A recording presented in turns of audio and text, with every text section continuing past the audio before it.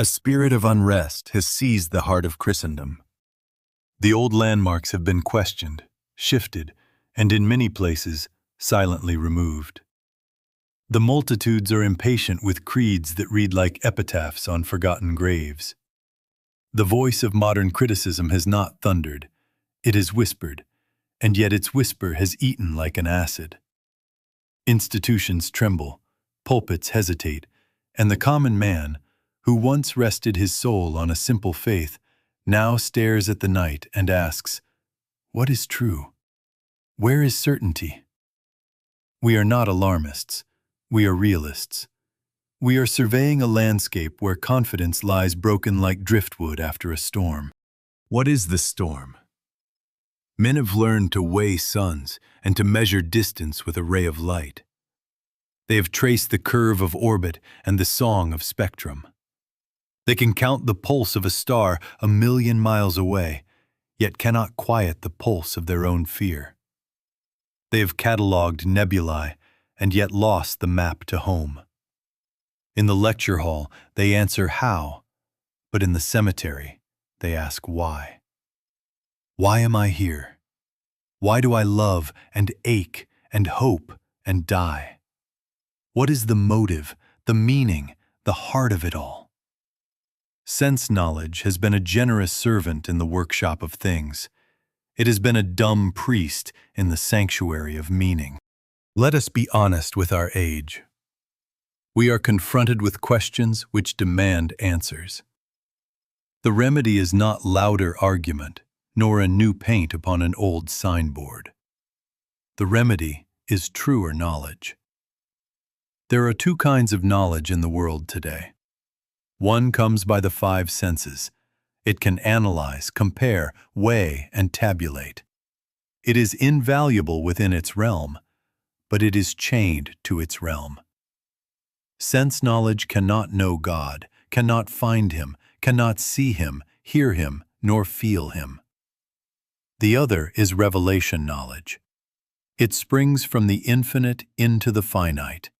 It is God unveiling Himself, His purpose, His heart. Only this can answer why. This is the axis upon which our whole message will turn. The universe is not merely measurable, it is meaningful. Meaning is born of motive, and motive lives in a mind, in a will, in a heart. Things do not explain themselves. Precision is not its own parent. Order does not write its own charter.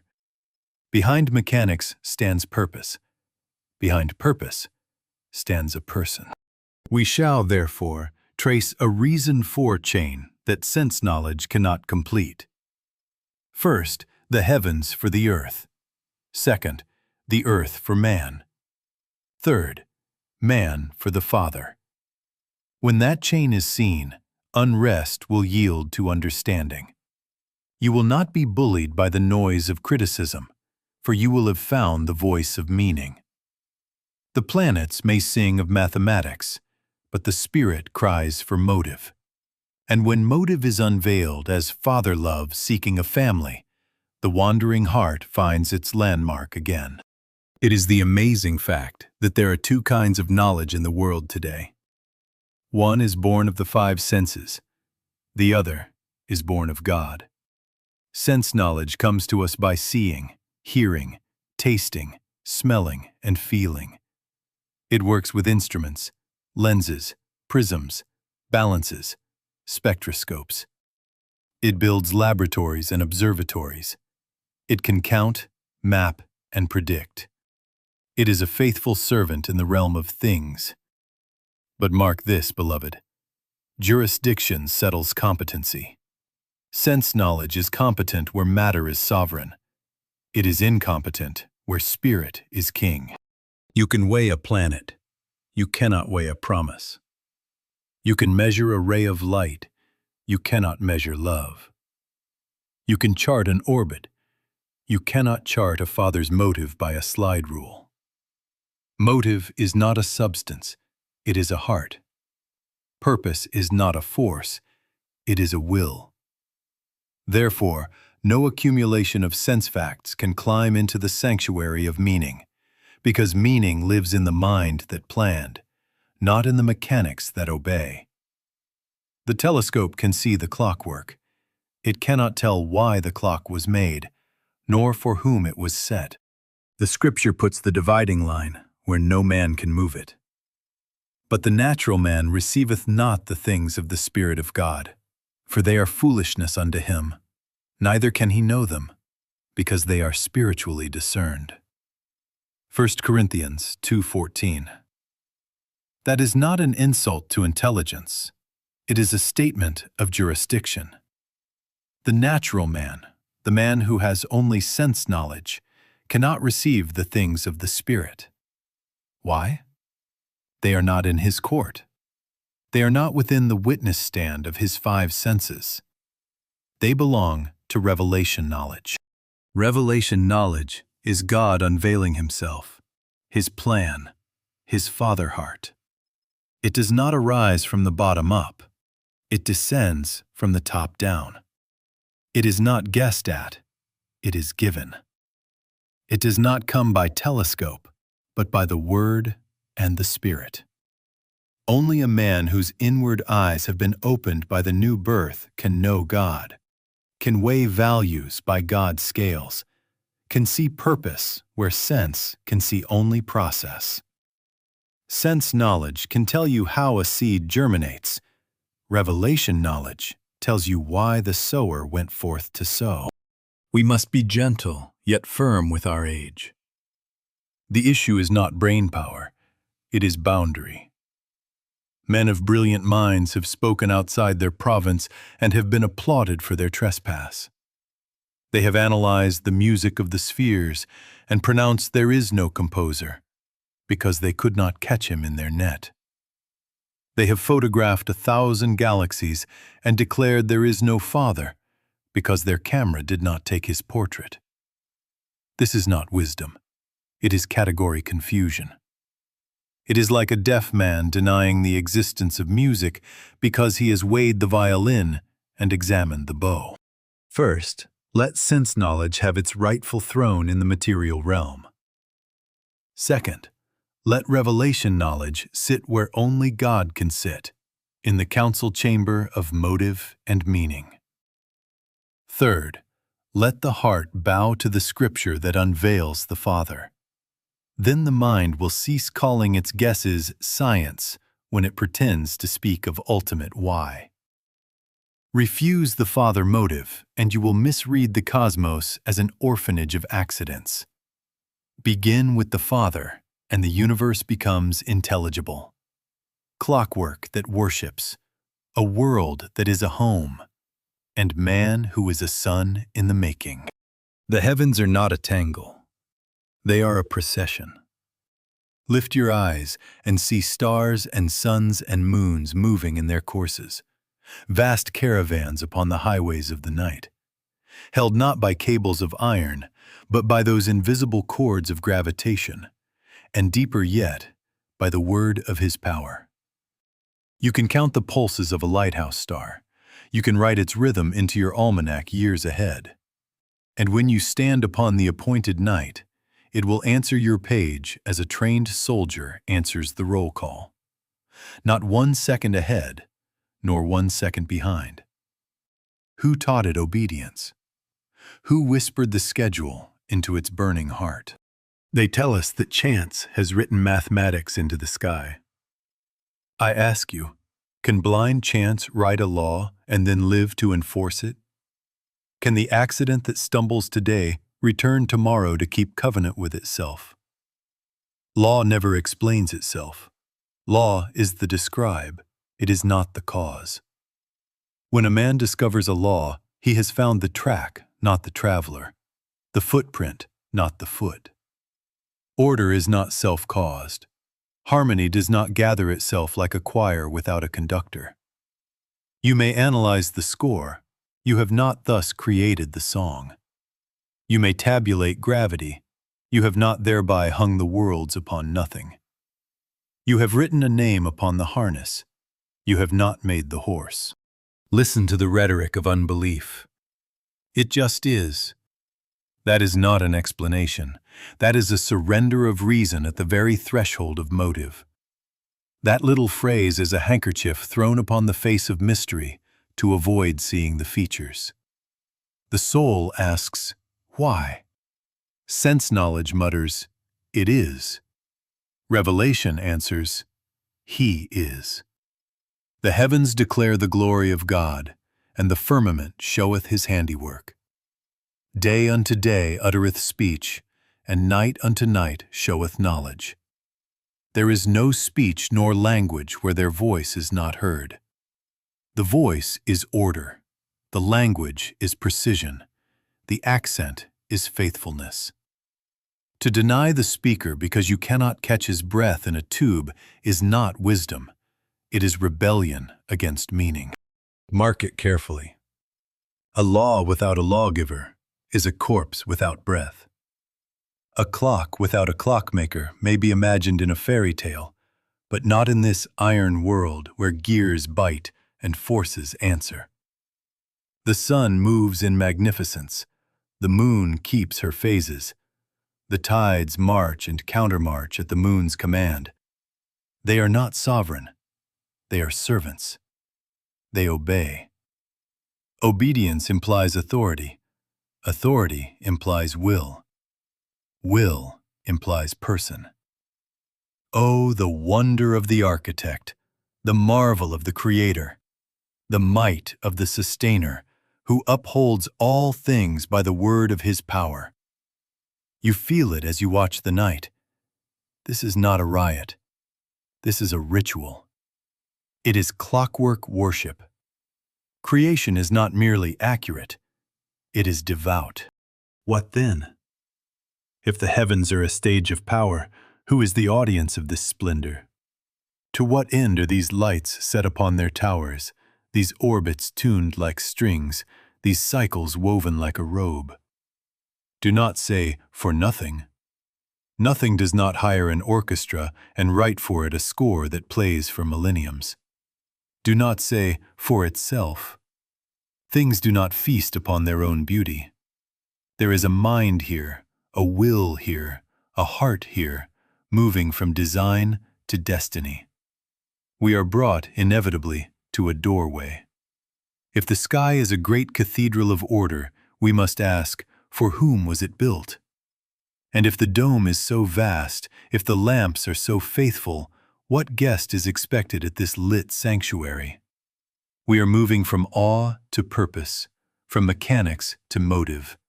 And the next step is to answer, for whom is this stage prepared? Now let us come down from the dome to the floor, from the chandeliered sky to the carpeted room.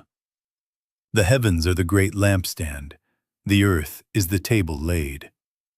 This planet is not a vagabond rock upon which life has accidentally squatted like a beggar on a doorstep. It is an earth home, prepared, furnished, timed. Mark the fingerprints.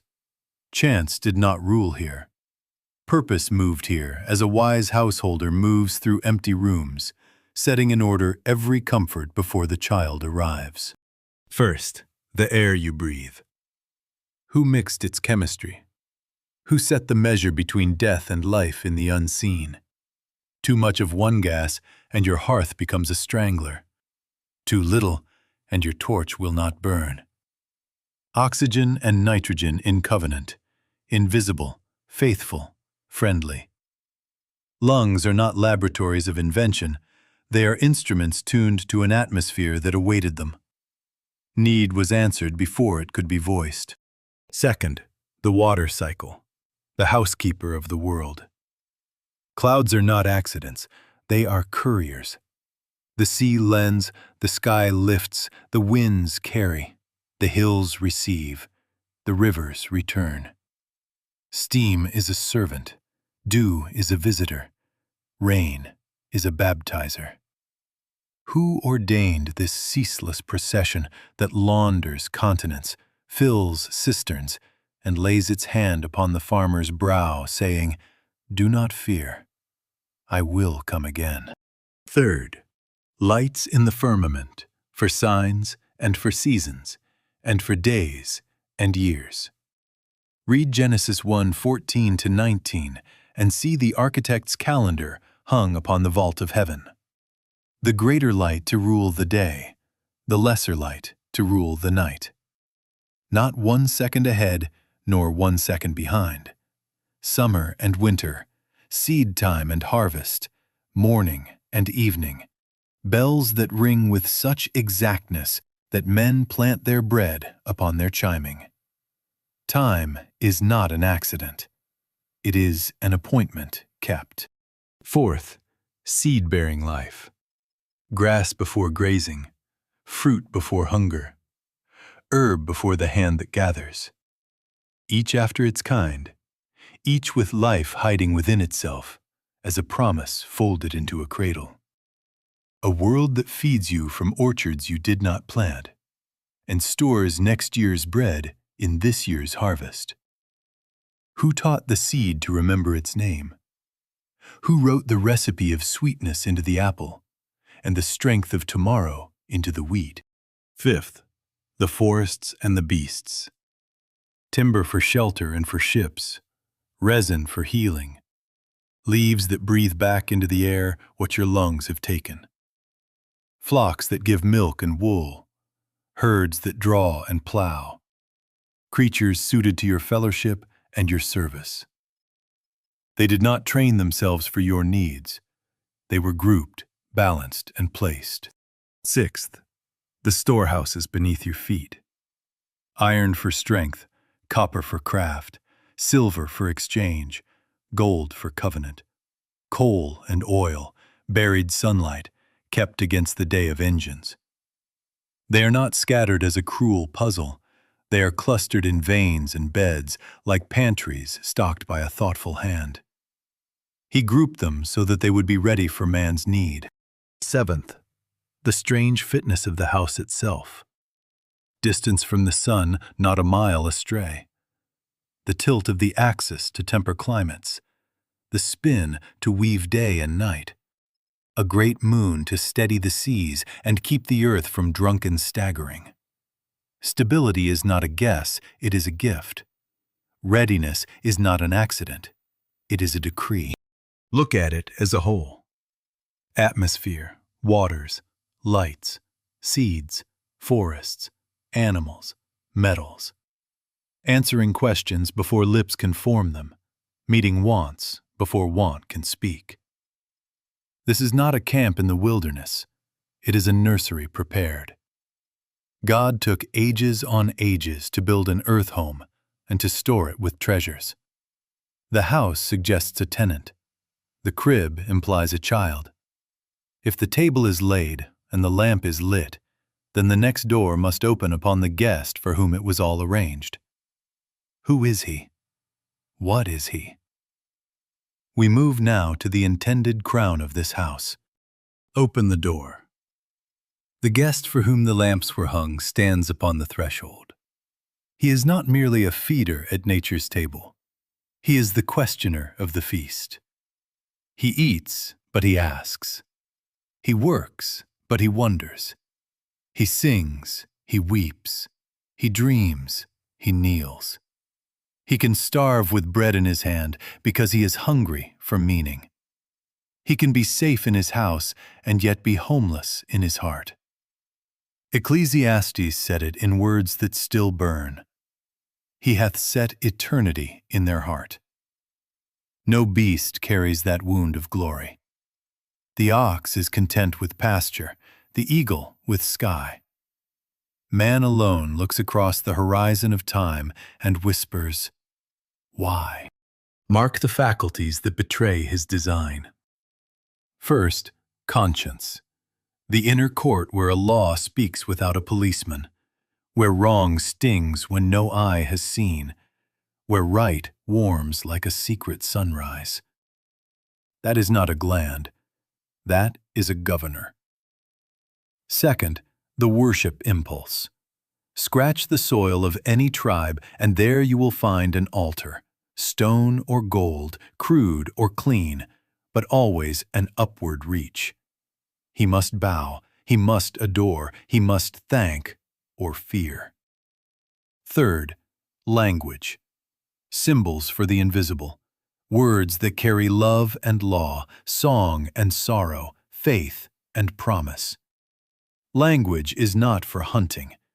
It is for covenant. Fourth, imagination. The power to paint tomorrow, to birth inventions, to set music free from wood and wire, to write justice into codes and tenderness into lullabies. These are not accidents' tools. They are family instruments. They point not to survival, but to fellowship. Mind meeting mind, heart answering heart, child leaning into father. Now set the ladder straight before you. The heavens serve the earth serves man. And man, here is the crisis and the crown, was made to serve a father's dream of family. Let us make man in our image, after our likeness, and let them have dominion. Genesis 1:26.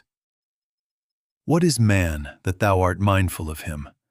Thou crownest him with glory and honor. Thou madest him to have dominion. Psalm 8.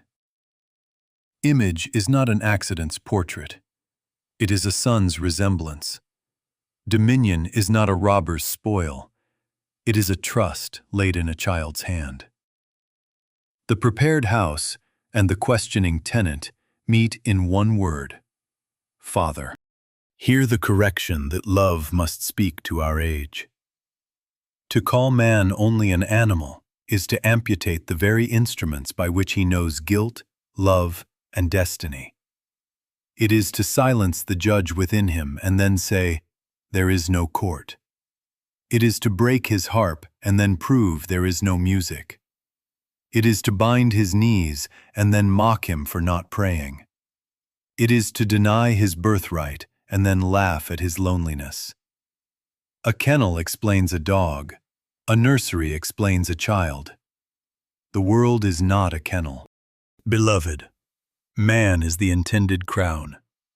He is more than a laborer in a field. He is a son in a home. His hunger for meaning, his ache for purity, his compulsion to worship, his genius for speech, these are the fingerprints of purpose upon him. They cry, Father. And if man is made for fatherhood, then our next step is not to build a system, but to open a door. Christianity is not a religion. It is a family, a father and his children. We are confronted with questions which demand answers. The only answer wide enough to hold man's heart is the father fact and the family fact. We move toward it now. Christianity is not a religion. Hear it, and let it settle into you like a cornerstone. It is not a creed carved in marble, not an ethic polished by centuries, not a philosophy woven from guesses, not a denomination stamped with a trademark. It is a family, a father and his children. When men made it a system, they turned a nursery into a museum and wondered why the toys did not laugh. When they made it a philosophy, they caged a songbird and asked why it would not sing. Christianity is not a cage. It is a home. Not a program, a relationship. Not a ritual, a birth. We have walked the halls of the earth home and seen its lamps, its table, its storehouses, its calendar hanging in the sky. Why all this order, all this provision, all this music of law? Revelation gives the missing datum that sense knowledge cannot discover because it is not in its court. The Father's motive. The hard hunger and loneliness of the great Father God who desired sons and daughters with whom he could share his love and life. Blessed be the God and Father of our Lord Jesus Christ, having predestinated us unto adoption as children by Jesus Christ to himself, according to the good pleasure of his will. Ephesians 1:3-5. Mark it, beloved, Adoption was not an afterthought. It was the blueprint. It preceded the foundation of the world. Before there was a morning star to sing, there was a father's will to have a family. This makes the universe intelligible. The heavens are not chiefly a laboratory. They are the chandeliers of a house.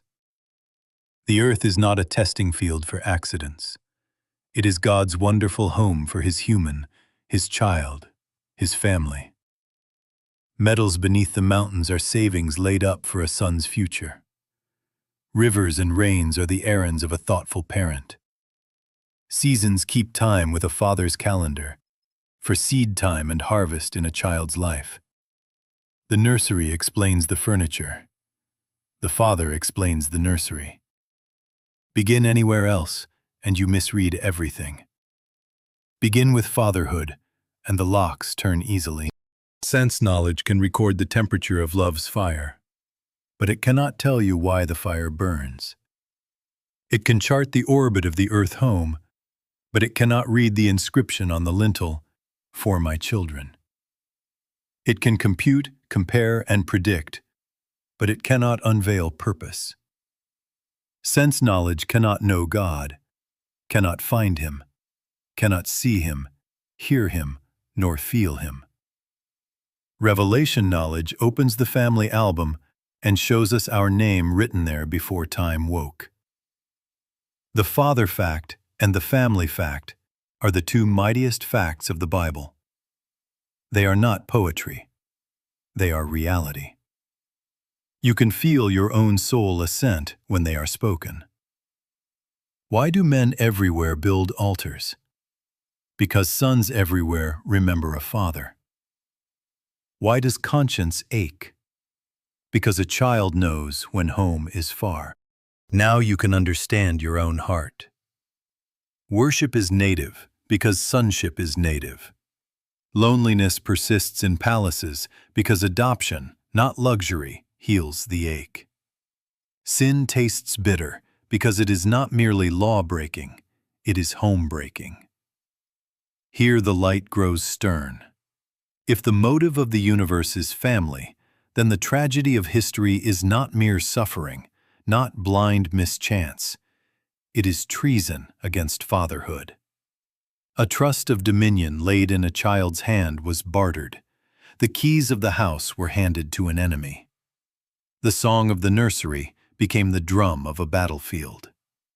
We are moving toward this solemn court where words like legal right, dominion, and high treason take the witness stand. But fix this first in your heart like a pole star. The why of creation is the father seeking a family. All else, both the music and the mourning, must be read in that light. We now enter the court, where sentiment yields to statutes. The sin of Adam was the crime of high treason. It was not a boyish prank in a garden. It was a legal revolt in the palace. Dominion had been conferred. Let them have dominion. Genesis 1:26. Man stood as God's under-ruler in the earth home, under God, over creation. Dominion is not a toy, it is a trust. Authority is not a decoration, it is a deed. When Adam yielded to the tempter, he did more than disobey. He transferred the keys. He turned this legal dominion into the hands of God's enemy. You hear the echo of that transfer in the Master's wilderness. All this power will I give thee, and the glory of them, for that is delivered unto me, and to whomsoever I will, I give it. Luke 4:6. The word delivered is the dread affidavit of history. Who delivered it? Not God. He is no traitor to his own throne. Man delivered it, by consent, by obedience to a foreign voice, by bowing to a rebel will. That right, once delivered, gave Satan a legal standing. Scripture does not flatter him. It identifies his office, the God of this world. 2 Corinthians 4:4. The prince of the power of the air. Ephesians 2:2. the prince of this world. John 12:31. These are not poetic insults. They are titles of jurisdiction won by treason and recognized under perfect justice until lawfully annulled. Mark what treason wrought. First, spiritual death took the throne in man's spirit. He who had walked with God hid from God. He is more than a wrongdoer. He is wronged within, an alien nature breathing through him. Second, dominion changed hands. Creation's steward became creation's slave. Third, the earth felt the shock. Thorns and thistles are not botany only. They are jurisprudence in weeds. The whole creation groaneth and travaileth in pain together until now. Romans 8:22. Fourth, sickness and fear entered the nursery. The table is still set, but an enemy eats there. The house is furnished, but weapons are stacked in its halls. Fifth, death stalked the corridors as the last enemy. No citizen of Eden, but a squatter under color of legal claim. Do you see now why evil feels so persistent, so official? Why does it not vanish at a whisper? Because perfect justice recognizes legal claims until they are lawfully met. God is not a mob tearing down papers in a rage. He is the judge of all the earth who does right upon the basis of right. He will not nullify a deed by a burst of feeling. He must annul it by a greater right, a higher law, a Redeemer's act that satisfies justice as it rescues love. There is a time limit upon this usurped sway, but until the instrument is canceled, wars must burn. Diseases must mock the healer's art, graves must open, and fears must ride the night. This explains the long conflict of human history.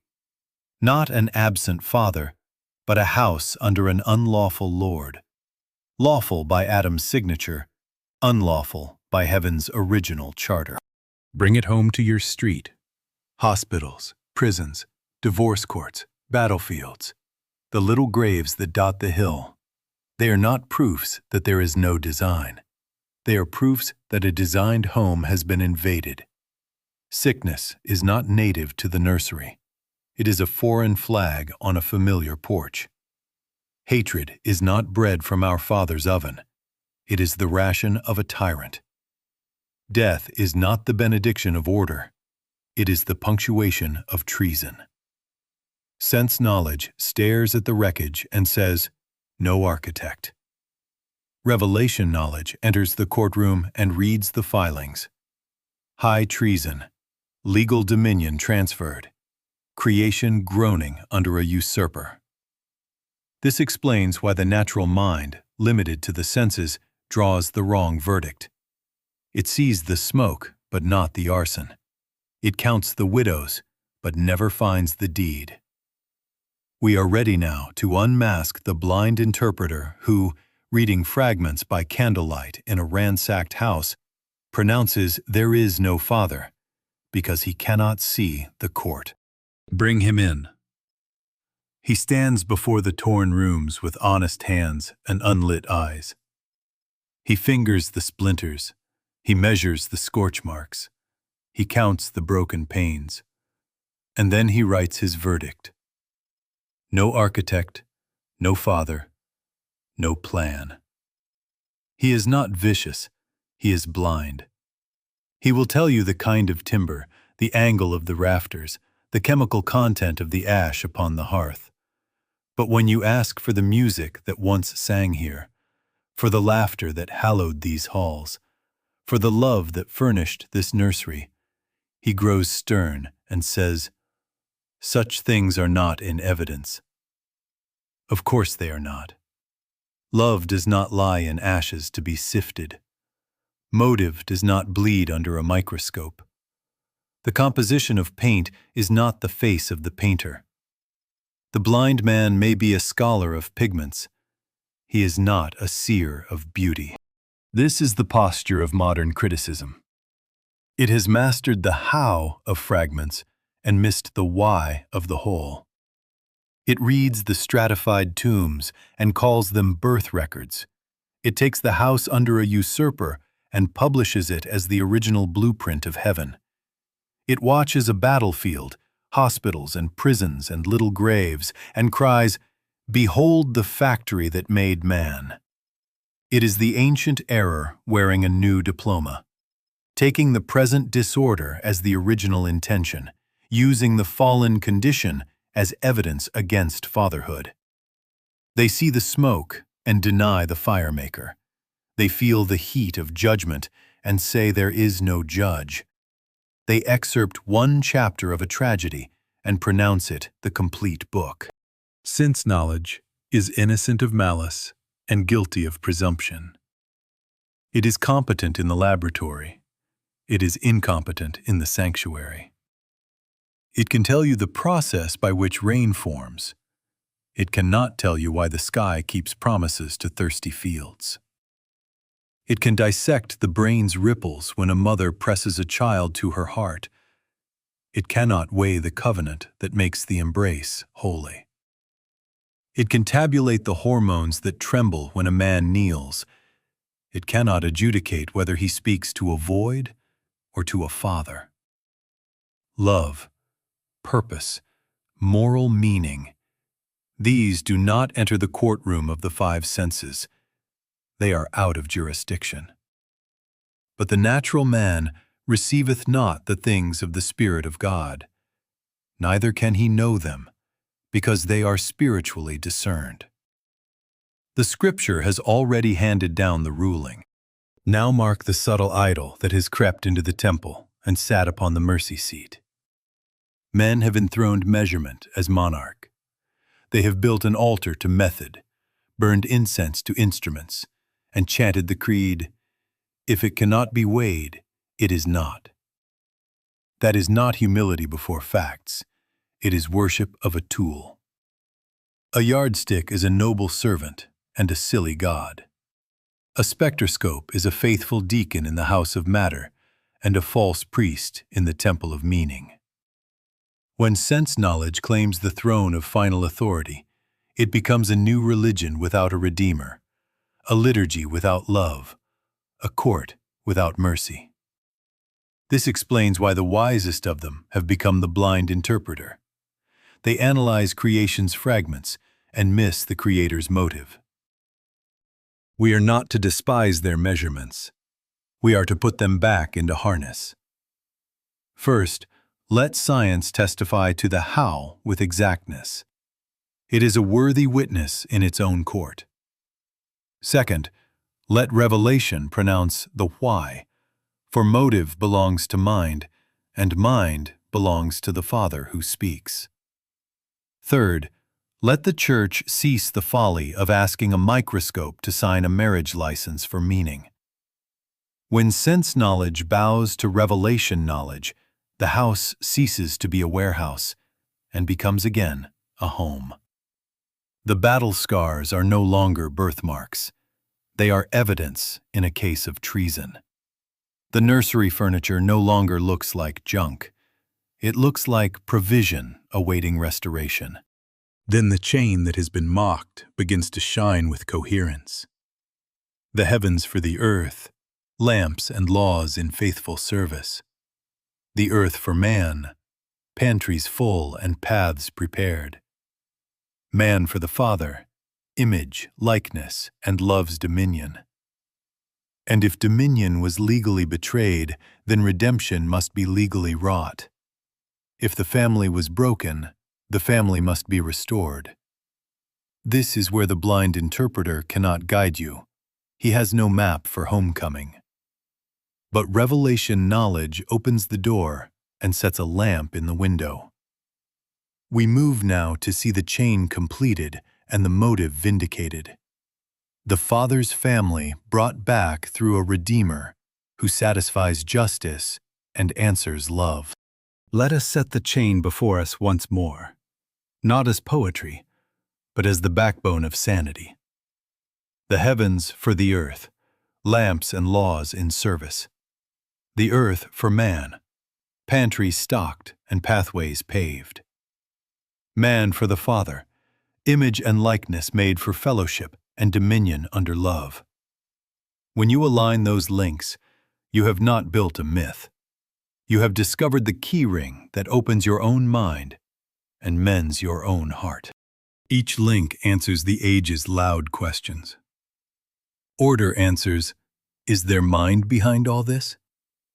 Yes, a will that speaks law and keeps covenant with stars.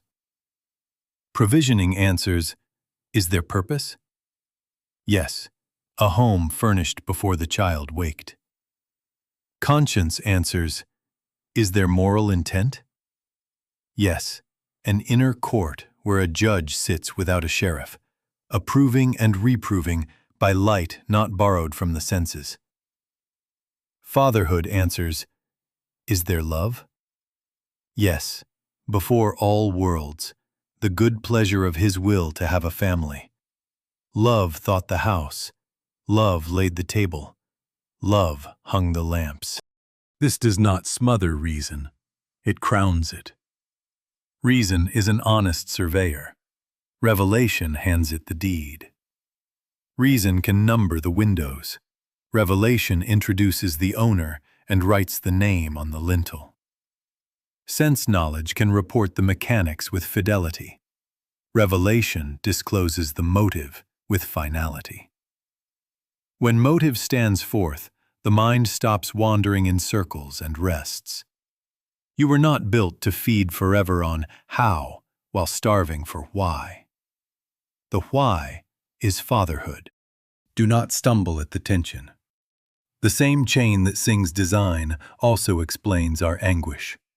A prepared earth home now bears battle scars, not because there was no architect, but because there was high treason in the house. Law remains, seasons keep faith, seeds remember their names, conscience still speaks, but an intruder has set up a counter-throne, and the nursery is half armory, half sanctuary. This is not contradiction. It is history under justice.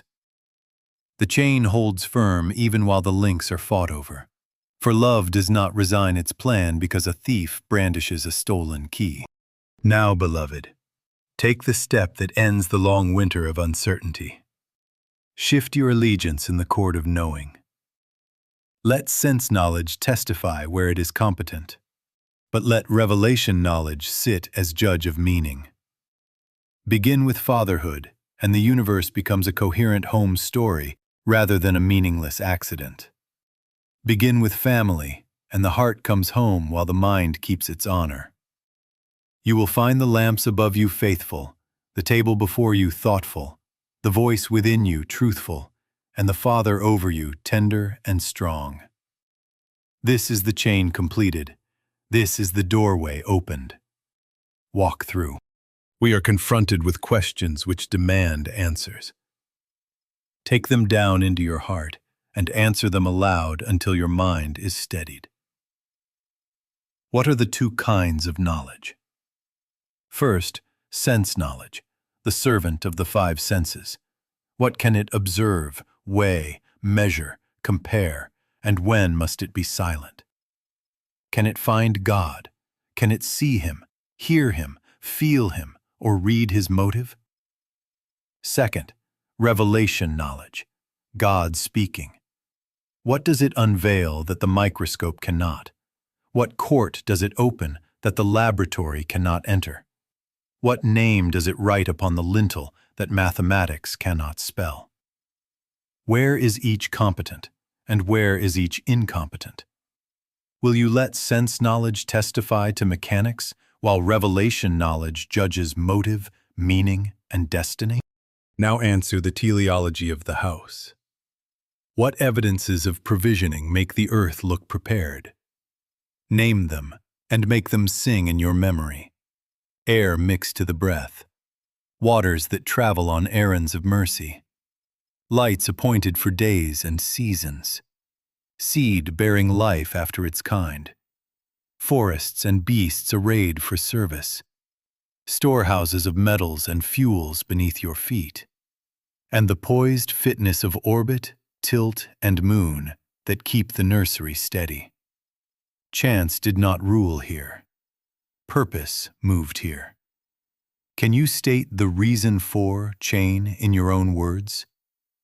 The heavens for the earth for man, and man for the Father. Say it until the confusion breaks and the cadence becomes your creed. Now the family.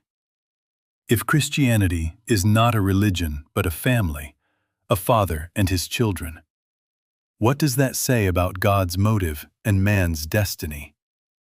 Does adoption as sons before the foundation of the world reveal a blueprint or an afterthought? What do conscience and the worship impulse within you declare about your origin? Are these animal tools or family instruments?